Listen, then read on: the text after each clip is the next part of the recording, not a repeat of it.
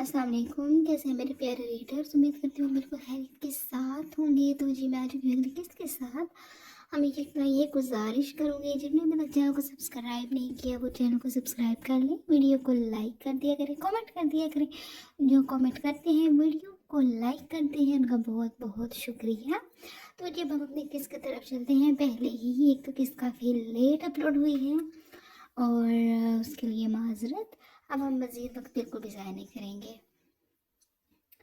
हर रंग धनक का तेरे नाम किस नंबर 24। रात के पहर अंधेरे और दिन धुंध ने हर चीज़ को अपनी लपेट में ले रखा था। दूर दूर तक कोई ज़ेर रुख नज़र नहीं आ रहा था। हाँ, जब कभी इक्का दुक्का गाड़ी गुजरती तो गाड़ी की हेडलाइट्स से निकलती रोशनी से सड़क के पार बनी इस आलीशान अंधेरे में डूबी शाह हवेली की एक झलक देखने को मिल जाती थी। और फिर यही रोशनी जब नींद में गुम ऊँघते वॉचमैन की नींद में खलल डालती तो वो चौकन्ना होकर फिर से बैठ जाता।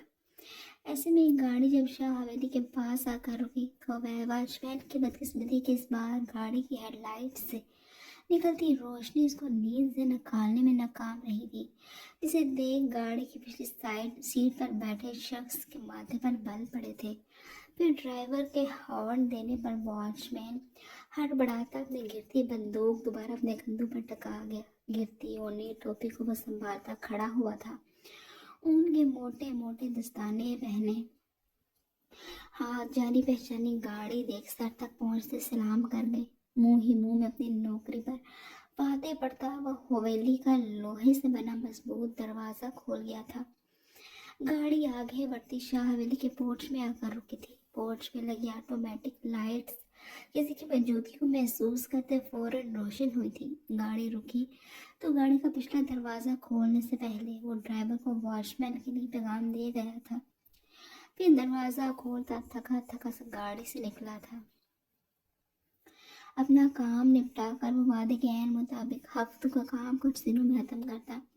अपनी सरजमीन अपनी हवेली में कदम रख चुका था। नजरें हवेली की तरफ उठती, मिरहा शाह के रूम की बंद खिड़कियों से टकराती वापस लौट आई थी। अभी भी फॉर्मल ड्रेसिंग में मौजूद था। ब्लू कलर का ये सूट भी उसके ऊंचे लंबे सरापे पर खूब जच रहा था। टाई की नोट अलबत्ता पहले की तरह टाइट नहीं थी। माथे पर बिखरे बाल, सुर्ख थकी थकी आंखें और सुर्ख और सफेद रंगत लिए इस हालत में भी वो बेहद डैशिंग लग रहा था। सुबह 9 बजे पेरिस में होने वाली इस टूर की आखिरी मीटिंग अटेंड करने के बाद वो सीधा एयरपोर्ट पर पहुंच गया और अब इस थका देने वाले लंबे सफ़र के बाद वो बिल्लाहर अपनी मंजिल शाह हवेली हैरियत से वापस आ चुका था। एक हाथ से अपनी गर्दन की पुष्ट को सहलाता, दूसरे हाथ से लैपटॉप बैग को पकड़े वो हॉल का मेन डोर खोलता अंदर दाखिल हुआ था। हाल की डिम लाइट में उसका आगे बढ़ता स्या अक्स वाज़ेह था। थकावट से इसका बुरा हाल हो चुका था। अपने रूम के दरवाजे पर हाथ रखता अपने रूम के दरवाजे के हैंडल पर हाथ रखते वो दरवाज़ा खोलता अंदर आया था। दरवाजे के साथ वाली दीवार पर मौजूद स्विच बोर्ड पर हाथ मारता रूम की लाइट्स ऑन कर गया तो पूरा रूम रोशनी में नहा गया था। हाथ में पकड़ा लैपटॉप बैग और रूम में सामने मौजूद स्टडी टेबल पर रखता ब्लू फॉर्मल कोट भी उतार चुका था। इसे वही रूम में मौजूद सोफे पर फेंकता वाइट बटन डाउन शर्ट के बटन खोलते वो औंधे मुंह आड़ा तिरछा बेड पर गिरता अपनी थकी आंखें मूंद गया। कुछ वक्त बाद वो सीधा हुआ तो नजरें सामने मौजूद छत पर मरकूज कर गया। ज़हन में इस वक्त एक ही सोच थी कि अब आगे के मराहिल को उसने अपने हक में कैसे करना था। और एक ही ज़ात थी और वो थी मिरहाशा, जिसने इस पूरे ट्रिप में कितना बेचैन किया था ये वही जानता था। घर वाले इस क़यामत से बेखबर अपने अपने रूम्स में आराम कर रहे थे। जानता था कि अगर इनको इन्फॉर्म करता तो बगैर अदालत को भुगताए वो इतनी आसानी से अपने रूम तक नहीं पहुंच सकता था। जैसे ही इसका काम वहाँ ख़त्म हुआ वो फ़ौरन सीट करवाता अपने मुल्क आ चुका था। एयरपोर्ट पर लैंड होता वो ड्राइवर को कॉल करता अपने रूम में मौजूद था। 12-13 घंटे की लंबी फ्लाइट से इसका वजूद शदीद थकन से चूर हो चुका था। फिर कभी पछतावा तो कभी गुर्बत का सुकून उसे हर पल अजीब से उलझन में मुब्तला किए हुए था। ابھی بھی میرا کو اپنے ذہن سے جھٹکتا وہ بیڈ سے اٹھتا، الماری سے اپنے لیے کمفرٹیبل بلیک نائٹ سوٹ لیے فریش ہونے اور واش روم کی طرف بڑھ چکا تھا۔ فریش ہونے کے بعد ٹاول سے بال پہنچتا وہ ڈریسنگ ٹیبل کے سامنے جا کھڑا ہوا تھا۔ ٹیبل سے برش اٹھا کر بالوں پھیرنے کے بعد وہ مہنگا برانڈیڈ پرفیوم اٹھاتا، خود پر اسپرے کر گیا۔ ساتھ ہی نظر سامنے لگے وال کلاک پر پڑی تھی جو کہ رات کا 1 بجا رہی تھی۔ سرد سانس بھرتا وہ پرفیوم کی بوٹل واپس اپنی جگہ پر رکھتا لگاتار روم میں چکر کاٹنے لگا۔ وہ گہری سوچ میں گم تھا، میرا کے روم میں جائے یا نہ جائے، یہی مسئلہ اس سے آج حل نہیں ہو رہا تھا۔ پھر تمام سوچوں کو جھٹکتا وہ ایک فیصلے پر پہنچ گیا۔ روم کا دروازہ کھولتے وہ اپنے روم سے نکل گیا۔ اس دن کی طرح کچن کے ڈراور سے ڈپلیکیٹ کیز لیتا۔ اب اس کا رخ شاہ حویلی کی دوسری منزل کی جانب تھا۔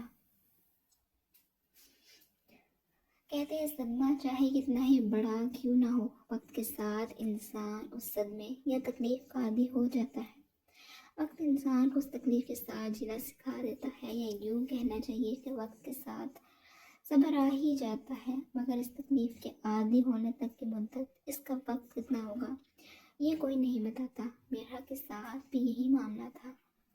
وہ نہیں جانتی تھی کہ اسے صبر آتے آتے کتنا وقت لگنے والا تھا، نہ جانے کتنا عرصہ لگنے والا تھا اس تکلیف کا عادی ہونے میں۔ ابھی تک تو ہر گزرتا لمحہ اس کی تکلیف کو مزید بڑھا رہا تھا۔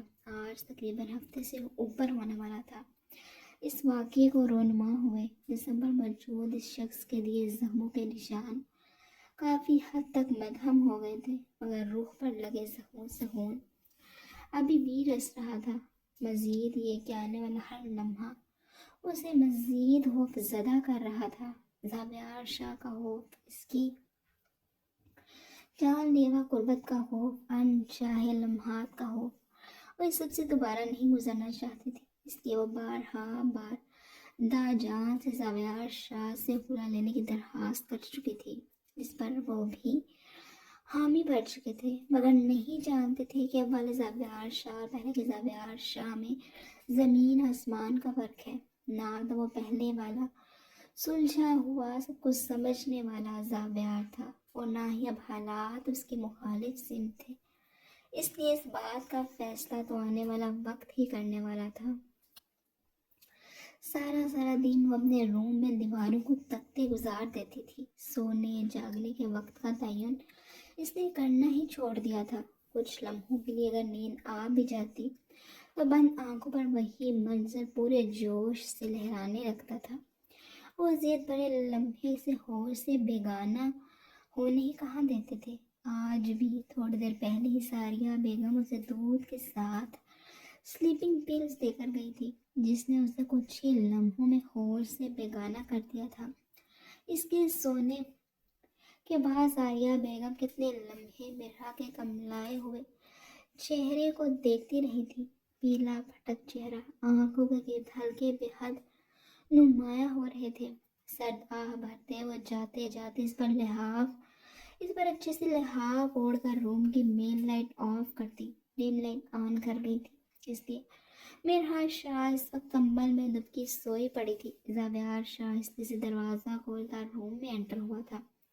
خاموشی سے اندر آتے دروازہ پیچھے اچھے سے لاک کر گیا تھا۔ پھر مڑ کر دیکھا تو نظر سامنے بیڈ پر لحاف میں دبکی مرحا پر پڑی تھی۔ آج بھی ڈم لائٹ میں کمرے کا ماحول ہو بہو اس رات جیسا وسو خیز تھا۔ اس کمرے کا مکین آج بھی پرسکون نیند لے رہا تھا، اور وہ آج بھی اس رات کی طرح بے سکون تھا۔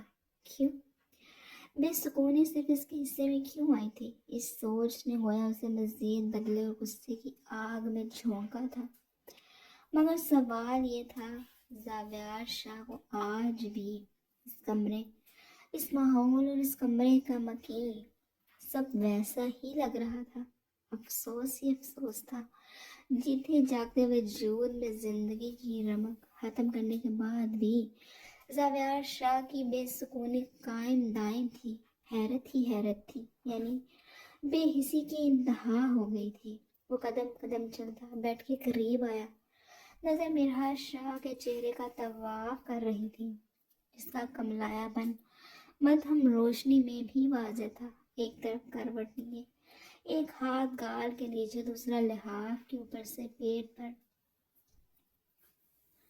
رکھے وہ گہرے نیند میں گم تھی۔ سائڈ ٹیبلز پر پڑی سلیپنگ پلز کے اپنے اونچے سائے تلے آتی چھپ گئی تھی۔ کچھ لمحے اس کو بے تاثر نظروں سے گھورنے کے بعد وہ بیٹھ کے دوسری طرف آتا، لحاف ہٹاتا، پلین بلیک کور والا تکیہ قدر نیچے کی طرف لگاتا، بیڈ پر لیٹ گیا تھا۔ پھر اپنے مضبوط بازو کا تکیہ بنائے اس پر اپنا ہاتھ ٹکاتا مرحا کی طرف کروٹ لے گیا۔ نظریں قریب سے مرحا کے چہرے کا طواف کرنے لگی تھی۔ نظریں اس کا پیلا پڑتا چہرہ اور آنکھوں کے نیچے ہلکے دیکھ اب بے تاثر نہ رہ سکی تھی۔ نظروں میں افسوس در رہا تھا۔ یوں ہی کچھ لمحے مرحا کو دیکھنے کے بعد وہ اس کی طرف بڑھا تھا، اسے بازو سے تھامے اپنے حصار میں لے گیا، مگر اس کا بے سود وجود اسے چونکا گیا تھا۔ اتنی بھی کیا گہری نیند! مرحا کا چہرہ اپنے ہاتھوں میں تھامتا اس کا چہرہ تھپتھپانے لگا، جس کا بھی کوئی خاطر خواہ اثر نظر نہیں آیا تھا۔ دفتن اس کی نظریں سائڈ ٹیبل پر پڑی تھی، سلیپنگ پلز اب واضح نظر آئی تھی۔ جو معاملہ اس کی سمجھ میں آنے لگا تھا وہ اسے ہلا کر رکھ گیا تھا۔ پھر مرحا کے چہرے کو افزدہ نظروں سے دیکھنے کے بعد اپنی انگلی اس کے ناک کے نزدیک کرتا اس کی آتی جاتی سانسوں کا حساب کرنے لگا تھا۔ اس کی مدھم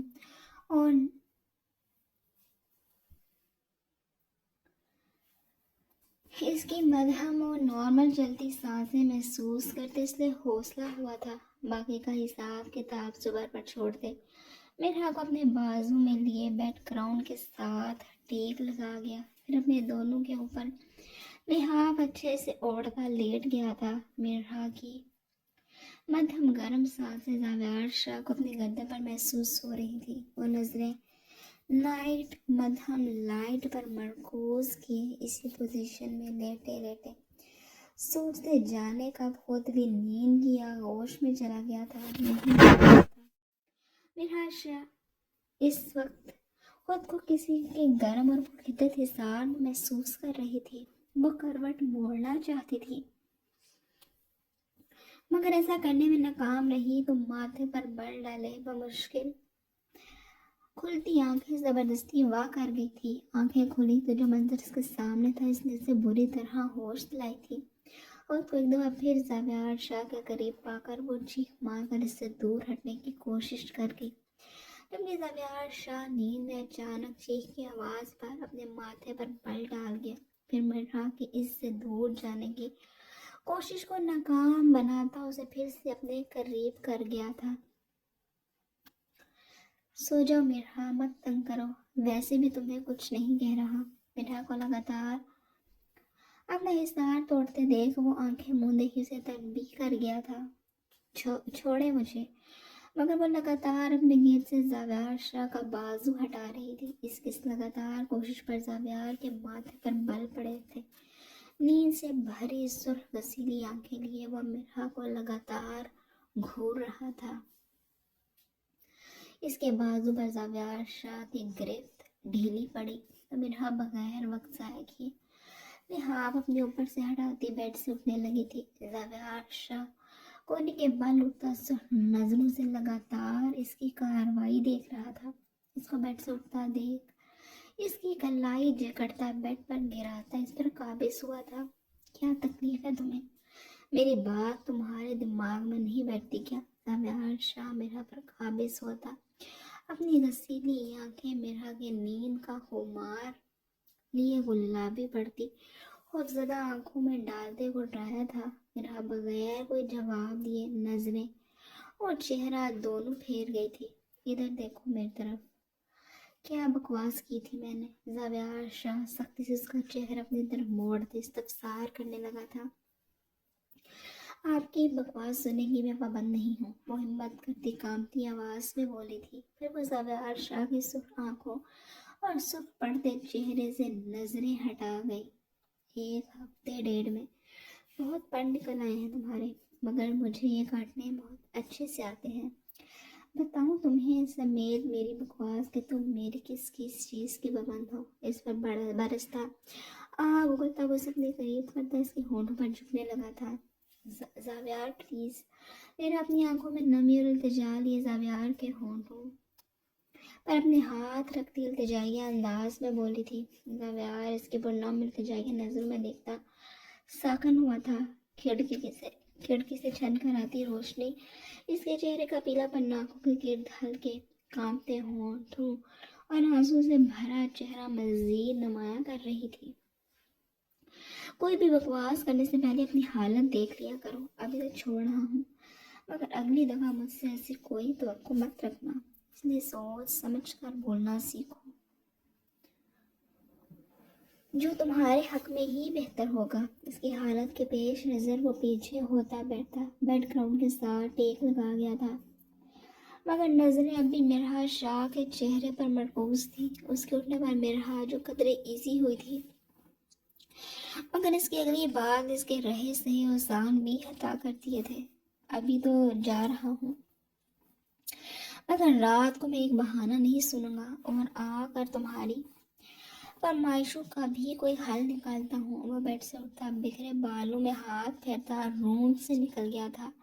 اشارہ مرحا کی خلا والی بات کی طرف کرتا وہ اسے اچھے سے وارن بھی کر گیا تھا، جو وقتاً فوقتاً بلال شاہ کے ذریعے اس کے کانوں تک پہنچ چکی تھی، جبکہ مرحا شاہ اپنے دونوں ہاتھ اپنے چہرے پر رکھتی پھوٹ پھوٹ کر رو دی تھی۔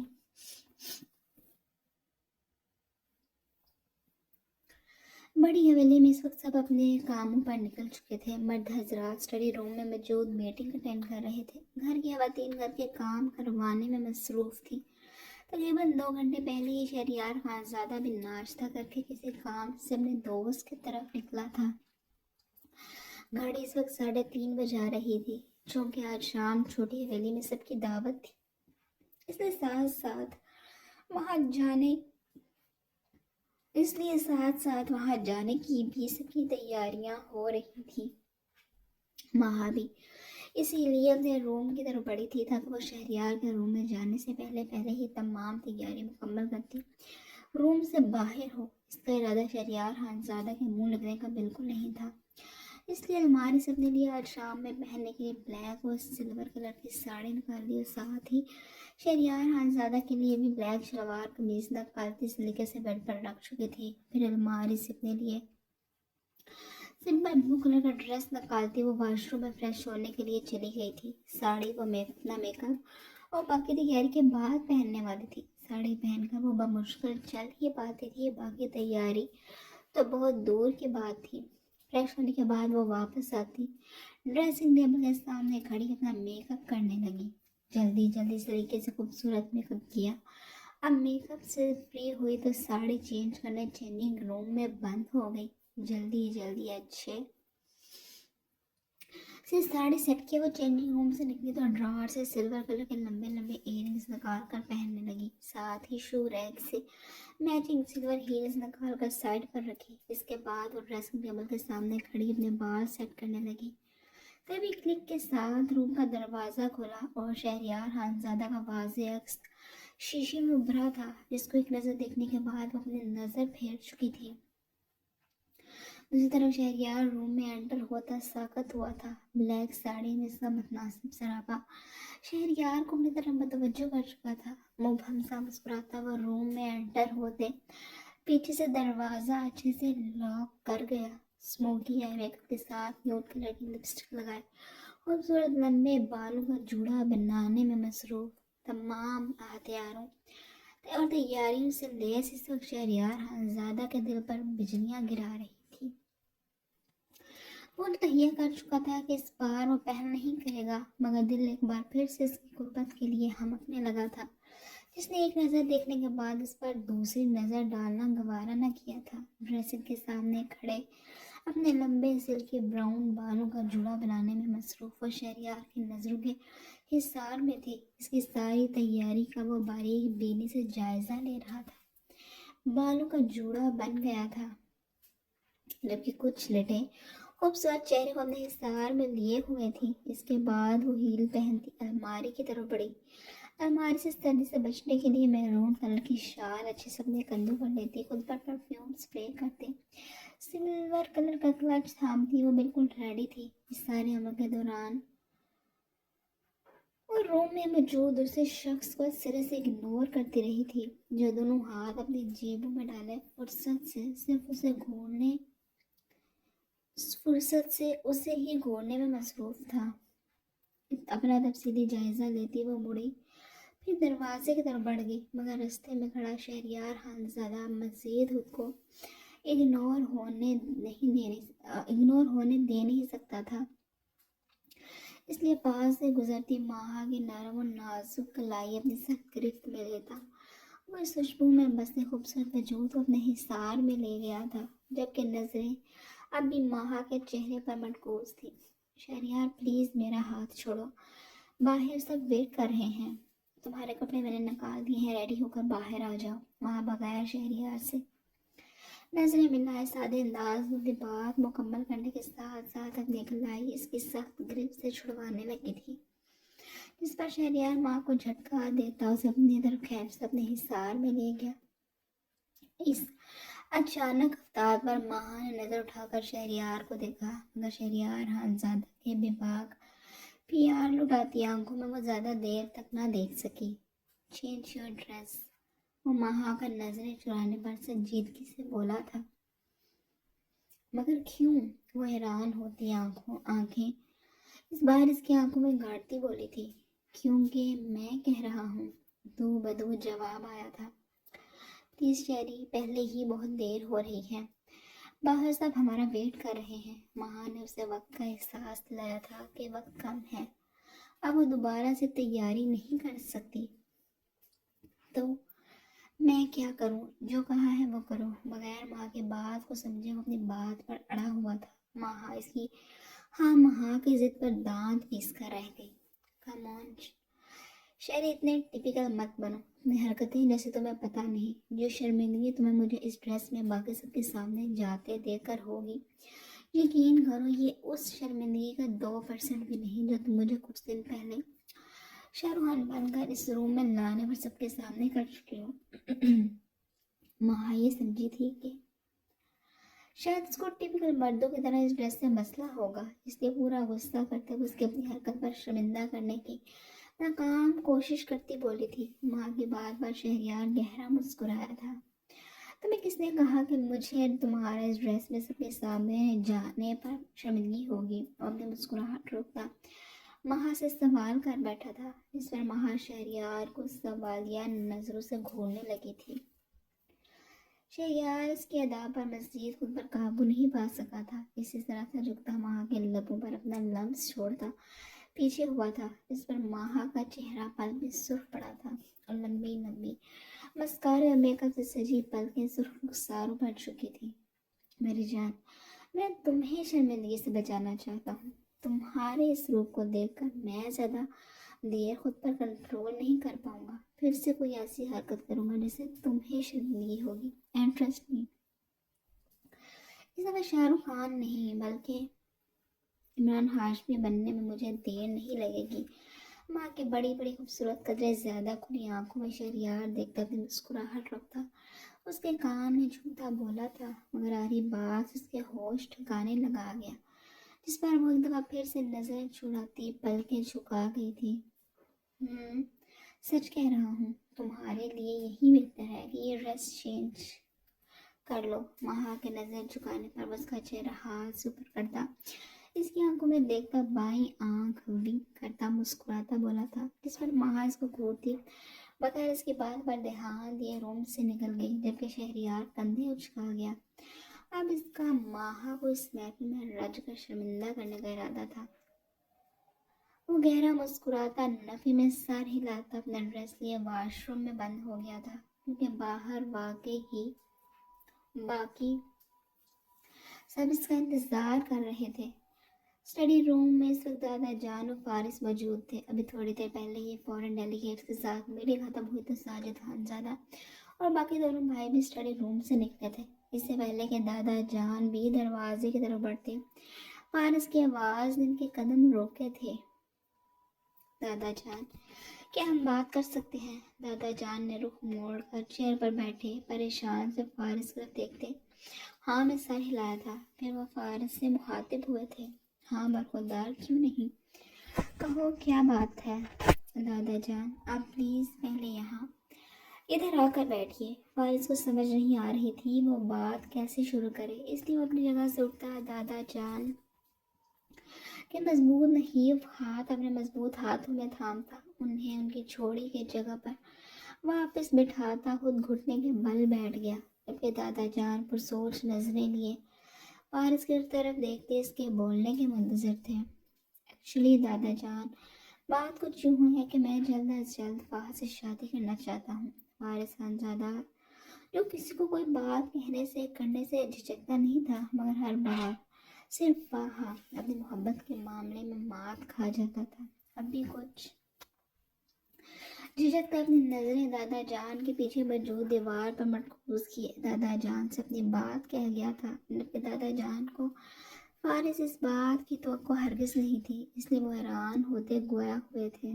فارس بیٹے سب خیریت تو ہے؟ یوں اچانک وہاں سے شادی کی بات کرنا میری کچھ سمجھ میں نہیں آیا، حالانکہ آپ جانتے ہیں وہ اپنی شادی کے لیے منع کر چکی ہے۔ دادا جان نے فارس خانزادہ کے پریشان چہرے کی طرف دیکھتے رسانت سے کہا تھا، جانتا ہوں، اور یہ بھی جانتا ہوں کہ وہ ایک صرف مجھ سے بھاگنے کے لیے کسی بھی کاٹ کے روح سے شادی کر لے گی، مگر دادا جان میں کیا کروں یار، میرے اندر آپ کی پوتی کو کھونے کا حوصلہ بالکل نہیں ہے، میں اسے کسی قیمت پر کھونا نہیں چاہتا۔ فارس دادا جان کے قدموں سے اٹھتا، کھڑے ہوتے اپنے بالوں میں ہاتھ پھیرتا اپنے خدشات کا اظہار کر گیا تھا، مگر برخوردار بات صرف فاحہ کی نہیں، آپ کی مورے کی بھی ہے۔ فوزیہ بیٹی فاحہ کو کبھی قبول نہیں کرے گی۔ برہان خانزادہ بھی اپنا خدشہ ظاہر کر گئے تھے۔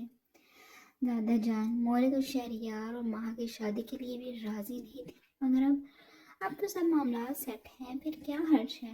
ماہا اور فاحہ ان دونوں کی طبیعتوں میں بہت فرق ہے، جبکہ فاحہ اور آپ کی مورے کے لیے میں صرف اتنا ہی کہہ سکتا ہوں کہ دو تلواریں کبھی ایک میان میں نہیں رہ سکتی۔ دادا جان اپنے پوتے کی سب حالات ٹھیک ہیں والی خوش فہمی دور نہیں کی تھی۔ کچھ دنوں کے سے فوزیہ بیگم کے بارے میں جو خبریں انہیں مل رہی تھی وہ جلد ہی کوئی طوفان کھڑا کرنے والی تھی، مگر وہاں شہریار تھا اس لیے انہیں فکر نہیں تھی، مگر ادھر فارس تھا جو کہ سب دیکھتے بوجھتے بھی نہ جانے کیوں انجان بن جاتا تھا اپنی مورے کے معاملے میں۔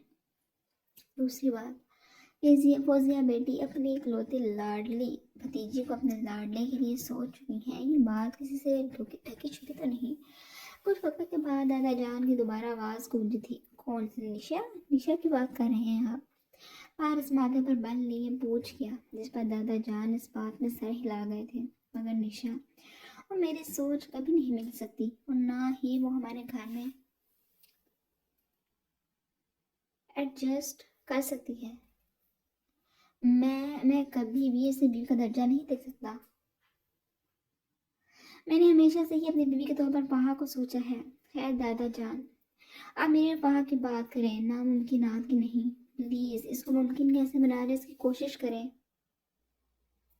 اس بار فارس خانزادہ کے الفاظ ہی نہیں نظروں میں بھی سچائی تھی۔ دادا جان کچھ وقت اس کے سنجیدہ چہرے کو دیکھتے رہے، وہ ایک بار پھر سے اداس اور پریشان آنکھوں سے التجا کر رہا تھا۔